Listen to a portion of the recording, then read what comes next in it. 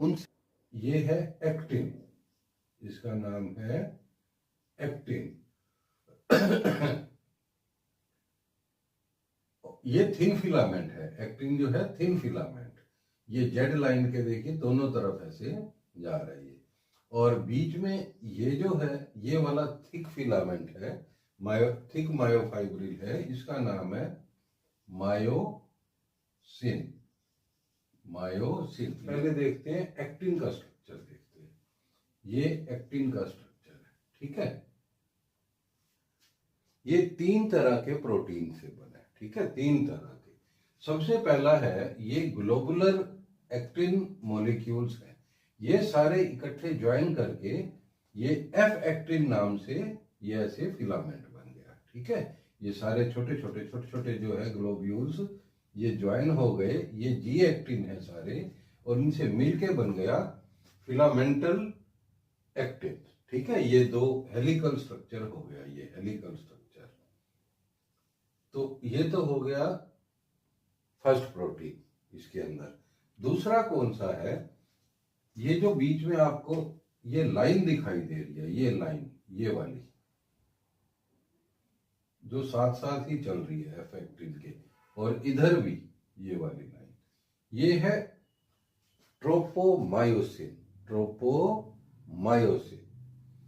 तो ट्रोपोमायोसिन जो है एक्चुअली क्या है कि जो एफ एक्टिन है इसके ऊपर बाइंडिंग साइट्स होती हैं। क्या होती हैं? बाइंडिंग साइट्स, जो कि मायोसिन के साथ बाइंड करेंगे। तो इस एफ एक्टिन के ऊपर मायोसिन बाइंडिंग साइट्स हैं, ठीक है। तो जब मसल रिलैक्स स्टेट में होती है उस वक्त क्या होता है कि ये ट्रोपोमायोसिन जो है इन बाइंडिंग साइट्स को कवर कर लेता है, ठीक है। बाइंडिंग साइट्स को कवर कर रखा है इसने, ठीक है। और ड्यूरिंग कॉन्ट्रैक्शन फेज जो है इसमें कॉन्फॉर्मेशनल चेंज आएगा।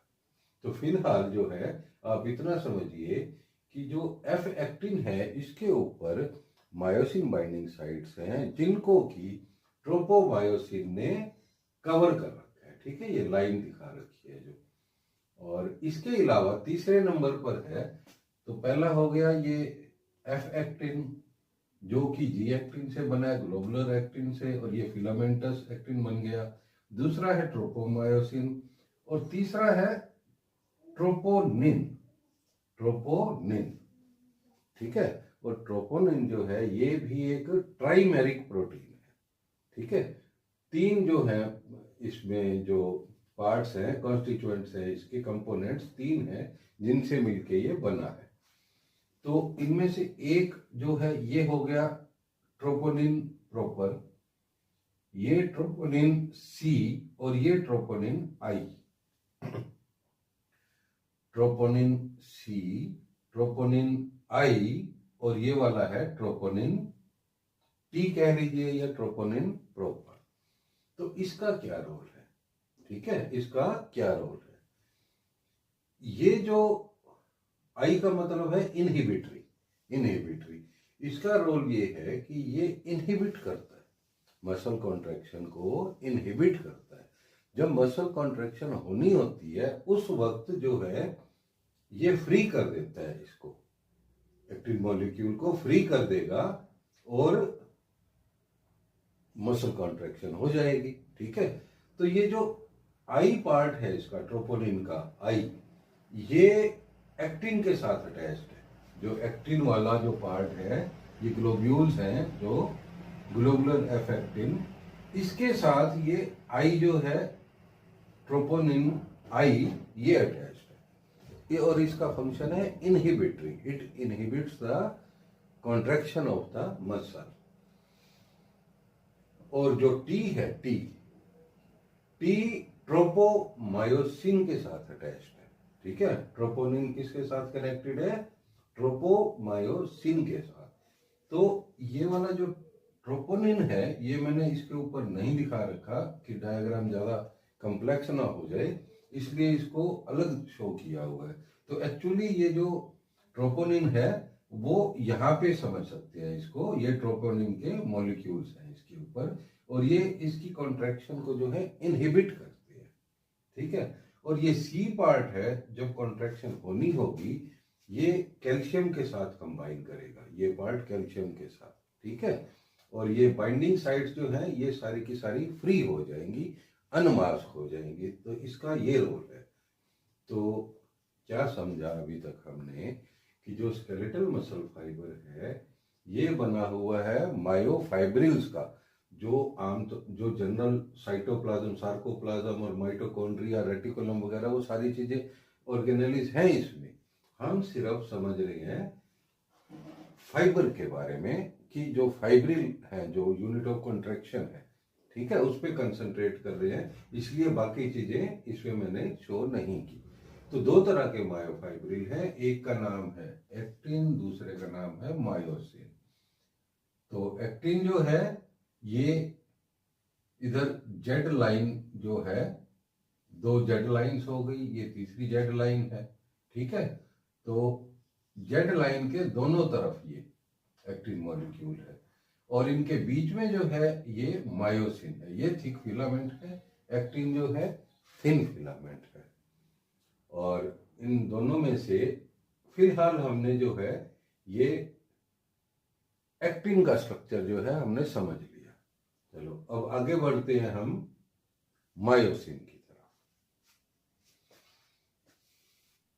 तो आइए अब जानते हैं मायोसिन के बारे में। तो मायोसिन जो है ये इन दो एक्टिन के बीच में ये जो हैवी फिलामेंट है, हैवी फिलामेंट, इसका नाम है मायोसिन। तो इसका अलग से स्ट्रक्चर देखिए किस ढंग से बना है ये। तो मायोसिन 2 नाम से ये एक चेन है ये, ठीक है, और इसी तरह ही दूसरी है, दूसरी। तो एक तो ये पेयर हो गया मायोसिन 2 चेन का, ठीक है, एक ये पेयर हो गया। और इसके ऊपर जो है ये लाइट चेन्स है, दो लाइट चेन्स, दो इस पे है, दो इधर है, ये रेगुलेटरी प्रोटीन्स है, ठीक है, ये रेगुलेटरी प्रोटीन्स है, ड्यूरिंग द कॉन्ट्रैक्शन इनका रोल होता है, ठीक है।